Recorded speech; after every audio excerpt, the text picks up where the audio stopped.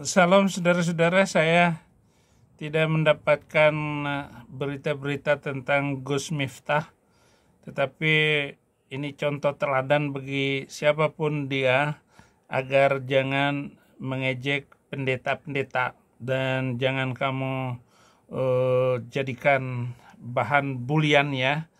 Ya, inilah Gus Miftah, saudara-saudara. Demikian kata dia. Pendapat Anda tentang Al-Quran, tentang penghapusan 300 ayat Al-Quran, jelas memasuki kamar orang lain, dan ini berpotensi.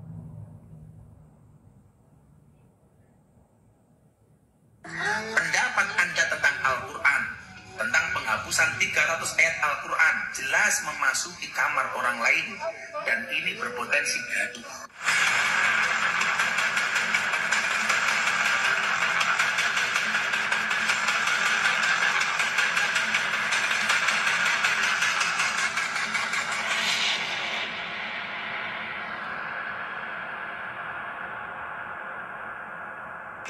Pendeta Saifuddin, Anda harus paham, Indonesia adalah rumah besar yang di dalamnya ada 6 kamar: Islam, Kristen, Katolik, Hindu, Buddha, Konghucu.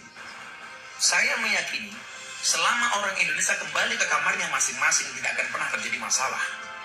Yang akan menjadi masalah adalah ketika kita kembali ke kamarnya orang lain, membuat keributan dan keonaran di kamar orang lain.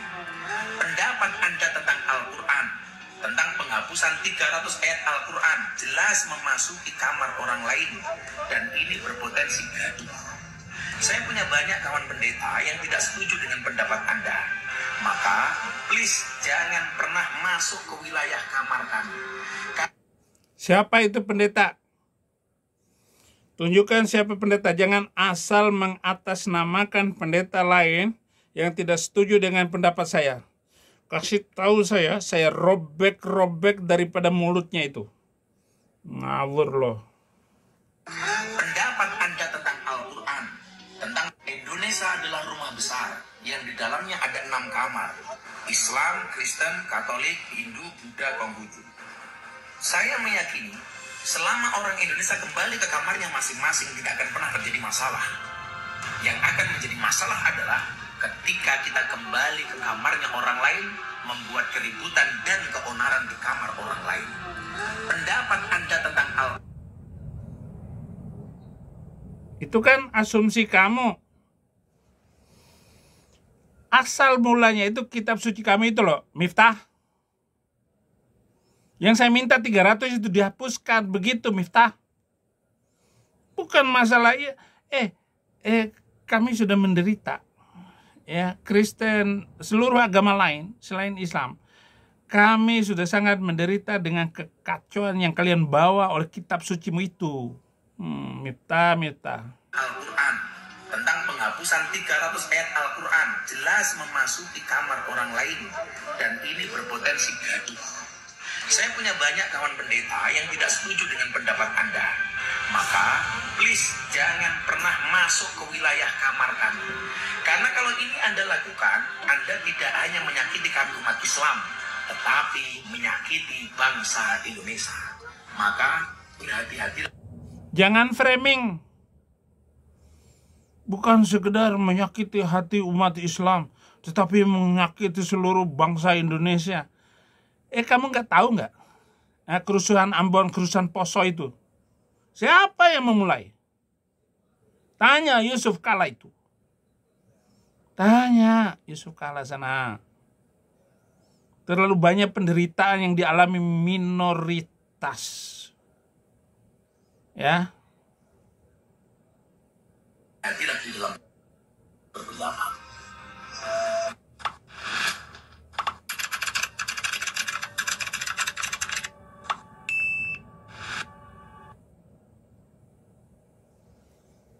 Tanya Miftah.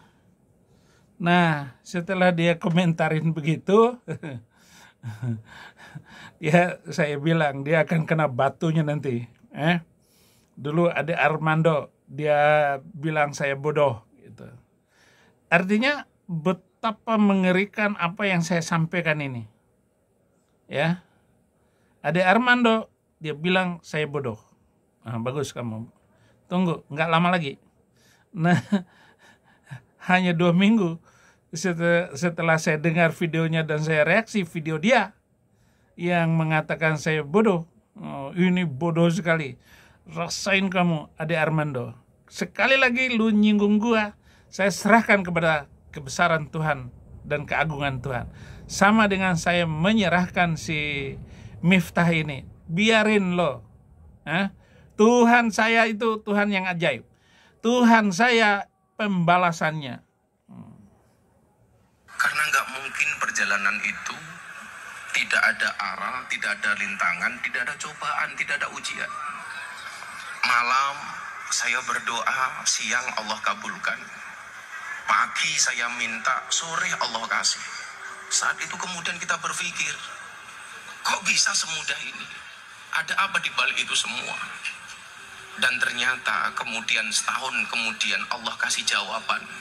Seolah-olah Allah pengen mengatakan kepada saya, Miftah, kamu bukan siapa-siapa.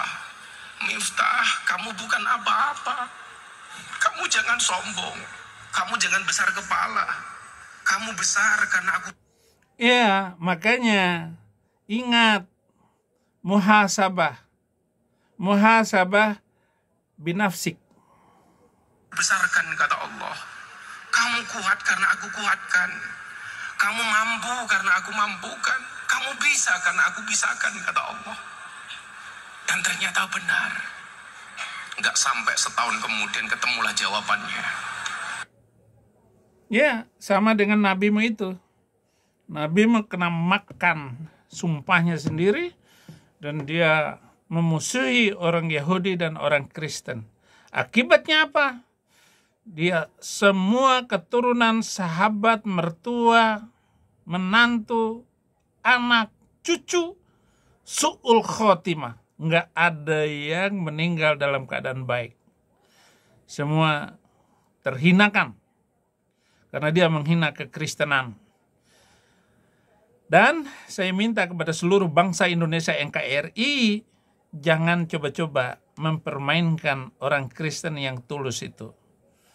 Nanti kalian akan kemakan sumpahmu sendiri, omonganmu sendiri. Dan saya sudah buktikan itu semua. Apalagi, makanya Daud tidak berani ngelanggar ataupun melewati Saul, orang yang diurapi itu.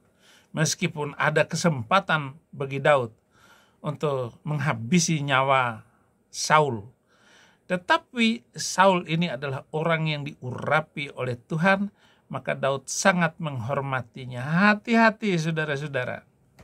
Nanti kena karma. Anda nggak percaya? Nggak apa-apa. Nggak apa-apa.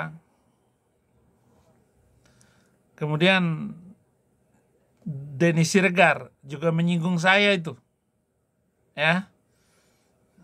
Banyak tuh hamba Tuhan juga menyinggung saya. Tapi ingat, apa yang terjadi atas diri kalian, saya tidak tanggung. Haleluya. Terima kasih saudara-saudara sudah menonton komentar saya tentang si Miftah ini.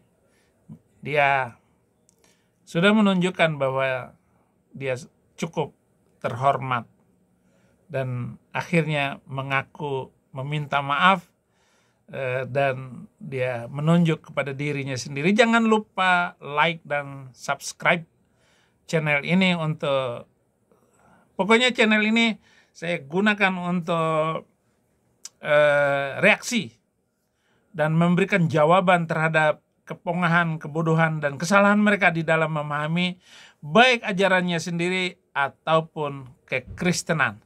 Dan kita akan terus maju bersama membangun ke depan dunia yang toleransi dan damai. Tuhan memberkati.